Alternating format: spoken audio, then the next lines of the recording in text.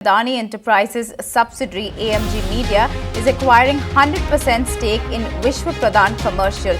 On the top story today, the Adani Group has indirectly acquired more than 29% in news broadcaster NDTV. With this, Adani Enterprises will indirectly own 29% stake in NDTV. Adani group ने NDTV का 29% stake खरीद लिया है और अडानी ने ही एक open offer और दिया है 26% का, जो कि है 493 करोड़ के लिए। कंपनीज में स्टेक खरीदना या फिर बेचना वो काफ़ी ज़्यादा आम बात है, लेकिन यहाँ पे सिचुएशन कुछ अलग है। यहाँ पे एनडीटीवी को पता ही नहीं है कि उसको खरीद लिया गया है, ना वहाँ के जर्नलिस्ट को पता है, ना मैनेजमेंट को पता है और ना ही एनडीटीवी के फाउंडर्स को पता है। बिना डिस्कशंस के एनडीटीवी का इतना बड़ा शेयर कैसे चला गया अडानी ग्रुप के पास। जनरली बिजनेस न्यूज़ इतनी ज़्यादा बोरिंग होती है, कोई इस पर ज़्यादा ध्यान देता नहीं है, but here is something interesting. इस डील के पीछे का जो पॉलिटिकल कनेक्शन है वो इसको ज़्यादा मसालेदार बना देता है, क्योंकि ऐसा क्लेम किया जाता है काफ़ी सालों से कि प्राइम मिनिस्टर का कनेक्शन अडानी के साथ काफी गहरा है। अब कितना गहरा है यहाँ पे कुछ एग्जांपल्स के साथ हम लोग समझेंगे। कोल मिनिस्टर प्रहलाद जोशी ने राज्यसभा में बताया था कि इंडिया में कोल की शॉर्टेज बिल्कुल भी नहीं है, बट पावर मिनिस्ट्री ने सारे स्टेट्स को ये ऑर्डर दिया कि आपको 10% कोल इंपोर्ट करवाना पड़ेगा। कोल इंडिया लिमिटेड को मैंडेट किया गया कि 8 मिलियन टन कोल को इंपोर्ट किया जाए। गवर्नमेंट ऑफिशियल्स के अकॉर्डिंग देश में जो कोयला है लगभग 1700 से 2000 पर टन के बीच में बन जाता है, बट जब कोल को इंपोर्ट किया जाता है तो उसकी कॉस्ट होती है 17,000 से 20,000 पर टन। ब्लूमबर्ग की रिपोर्ट के अकॉर्डिंग एनटीपीसी को 20 मिलियन टन इंपोर्ट करने को ऑर्डर दिया गया था और उसमें से 17.3 मिलियन टन कोल इंपोर्ट करने के लिए अडानी एंटरप्राइजेस को ऑर्डर दिया गया। श्रीलंका के सिलोन इलेक्ट्रिक बोर्ड के चेयरमैन एमएमसी फर्डिनेंडो ने पार्लियामेंट के सामने ये क्लेम किया था कि श्रीलंकन प्रेसिडेंट राजापक्सा को पीएम मोदी के द्वारा कहा गया कि जो 500 मेगावाट का रिन्यूएबल एनर्जी प्रोजेक्ट बनाया जा रहा है वो अडानी ग्रुप को दे दिया जाए। 2018 में इंडियन गवर्नमेंट ने यह अप्रूव किया था कि 6 एयरपोर्ट को प्राइवेटाइज किया जाएगा और इत्तेफाक की बात यह है कि सारे के सारे एयरपोर्ट्स को बाय करने की जो बिड थी वो अडानी ग्रुप ने जीत ली थी। 2017 में सीपीएम मेंबर ब्रिंडा कर्टा ने यह एक्यूज किया था मोदी गवर्नमेंट को कि उन्होंने 72,000 करोड़ का जो बैंक लोन है वो वेव ऑफ कर दिया गया है। बीजेपी लीडर सुब्रमण्यम स्वामी ने ट्वीट करके ये कहा कि अडानी बिगेस्ट एनपीए ट्रेपजी आर्टिस्ट हैं। एनपीए का मतलब नॉन परफॉर्मिंग एसेट, यानी कि बैड लोन्स। इस तरह के क्रोनी कैपिटलिज्म की एक्विजिशन बीजेपी पर साथ ही साथ कांग्रेस पर भी लगाई जाती है। ये सिर्फ इंडिया में नहीं, ब्राजील, ऑस्ट्रेलिया, अमेरिका जैसे बड़े बड़े देशों में भी क्रोनी कैपिटलिज्म की एक्विजिशन वहाँ के लीडिंग गवर्नमेंट पर लगाई जाती है। ये सब क्रोनी कैपिटलिज्म सिर्फ एक कंडीशन पर काम करती है,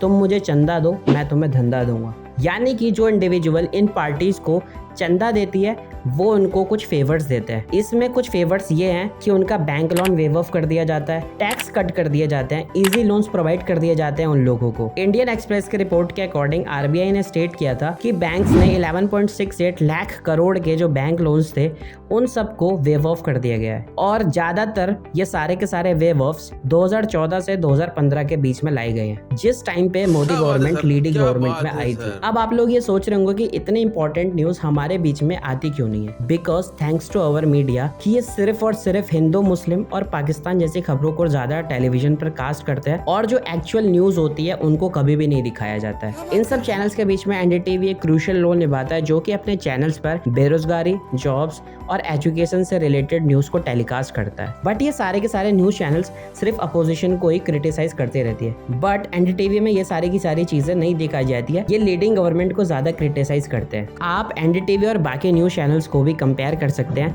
as per there episodes. And यही सब रीजन है जिसकी वजह से इंडिया में प्रेस फ्रीडम रैंकिंग कंस्टेंटली गिरती जा रही है। 2022 की वर्ल्ड प्रेस फ्रीडम के इंडेक्स के अकॉर्डिंग इंडिया का जो नंबर है वो 150th है 180 कंट्रीज में से। अच्छे जर्नलिस्ट जो इन सारे के सारे चैनल्स में काम करते थे उनको वहां से जॉब से निकाल दिया गया या फिर उनसे रेजिग्नेशन लेटर साइन करवा लिया गया। इन लोगों ने मजबूरी में आकर अपने अपने यूट्यूब चैनल्स खोल दिए हैं न्यूज पढ़ने के लिए। एंड अब रवीश कुमार सिर्फ एक आखिरी आदमी है टेलीविजन पर जो ओपनली गवर्नमेंट को क्रिटिसाइज करते हैं और इंपॉर्टेंट टॉपिक्स को उठाते हैं। इसीलिए आप देखेंगे इनको ज्यादा से ज्यादा टारगेट किया जाता है और इनके पीछे ट्रोल आर्मी भी लगाई जाती है। इंडिया में प्रेस की हालत इतनी खराब है कि 2016 में गवर्नमेंट ने एनडीटीवी पर बैन लगा दिया था because of some national securities. 2014 से ईडी और इनकम टैक्स डिपार्टमेंट चैनल के पीछे पड़े हुए हैं। 2017 में सीबीआई ने प्रणव रॉय और राधिका रॉय के ऊपर रेड किया था बैंक फ्रॉड के एलिगेशंस पर। एनडीटीवी ने इन सबको काउंटर करने के लिए कहा कि ये चैनल का विच हंट किया जा रहा है एंड यहाँ पे आप क्लियरली देख सकते हैं कि एनडीटीवी और रवीश कुमार को एक्सट्रीमली हैरेस किया गया है। 2019 में जब उनसे पूछा गया कि अगर गवर्नमेंट उनको बैन कर देते या फिर उनके चैनल को बैन कर देती है तो आप क्या करेंगे, तो आप इस क्लिप को सुन सकते हैं। यहाँ खड़ा होकर न्यूज पढ़ देंगे सड़क पे। अगर चैनल्स के फाउंडर बिकना ही नहीं चाहते तो कैसे चैनल्स को खरीद लिया जाता है अडानी ग्रुप के द्वारा। तो इस खेल को समझने के लिए आपको मैन ऑफ द मैच के पास जाना पड़ेगा, जो कि है VCPL यानी कि विश्व प्रधान कमर्शियल प्राइवेट लिमिटेड। इसे 2008 में फाउंड किया गया था। ये काफी पुरानी कंपनी नहीं है। आज से 12 से 13 साल पहले चैनल के फाउंडर्स ने इस कंपनी से 403 करोड़ का लोन लिया था।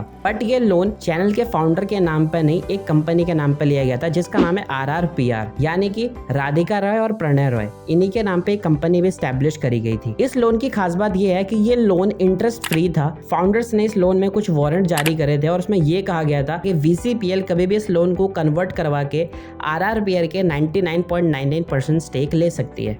अब अडानी ने VCPL को सिर्फ 113 बिलियन करोड़ में खरीद लिया। अब यहाँ पे सिर्फ शब्द का प्रयोग इसलिए किया गया है क्योंकि जो कंपनी 403 करोड़ का लोन दे सकती है उसकी वैल्यू सिर्फ 113 बिलियन डॉलर कैसे। तो अब जब अडानी ने कंपनी को खरीद लिया है तो अडानी के पास लीगली ये राइट है कि वो लोन को कभी भी ओनरशिप में कन्वर्ट करवा सकते हैं। तो यहाँ पे साइकिल ये बनी है, अडानी ने खरीद लिया VCPL को और VCPL के लोन के थ्रू अडानी ने पूरी की पूरी जो स्टेक थी RRPR की वो एक्वायर कर ली। बिकॉज RRPR के पास 29.18% स्टेक था एनडीटीवी का, तो अब ये सारा का सारा स्टेक इनडायरेक्टली अडानी के पास चला गया। इंडियन रेगुलेशंस के अकॉर्डिंग अगर किसी के पास किसी कंपनी में 25% की शेयर होल्डिंग होती है तो उन्हें 26% शेयर होल्डिंग के लिए एक ओपन ऑफर देना पड़ता है, जो कि अडानी ने दिया। अडानी ने जो ये ऑफर दिया है 26% के लिए 294 पर शेयर में दिया है। बट अभी के टाइम पे जो एनडीटीवी की एक शेयर की प्राइस चल रही है वो चल रही है 400+ रुपीज